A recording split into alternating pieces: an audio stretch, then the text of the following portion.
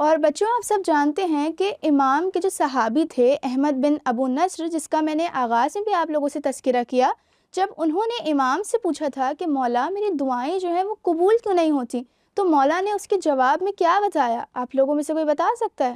امام نے فرمایا کہ مومن کی فریاد اللہ کو بہت پسند ہے۔ روایتوں میں آیا ہے کہ ٹوٹے ہوئے دلوں کی فریاد اللہ سنتا ہے۔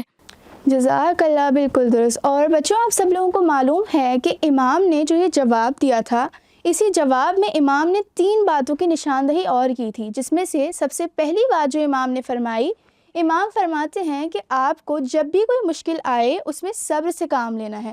دوسری بات جو امام نے ارشاد فرمائی، وہ مولا فرماتے ہیں کہ آپ کو حرام چیزوں سے دور رہنا ہے اور حلال چیزوں کی تلاش میں رہنا ہے، حلال رزق کی تلاش میں رہنا ہے۔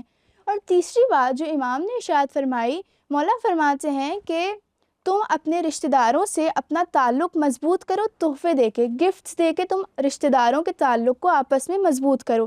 بچوں جو امام نے سب سے پہلی بات ارشاد فرمائی صبر کے حوالے سے، کوئی اس کے بارے میں بتا سکتا ہے کہ مولا کا کیا مطلب تھا؟ ہم دعا مانگتے ہیں اور جو اپنے لیے بہتر سمجھ رہے ہوتے ہیں وہ مانگتے ہیں، لیکن اللہ کو پتہ ہوتا ہے کہ کیا ہمارے لیے بہتر ہے اور کیا نہیں، لہٰذا ہمیں دعا کے ساتھ صبر بھی کرنا چاہیے اور اللہ کی رضا میں راضی رہنا چاہیے۔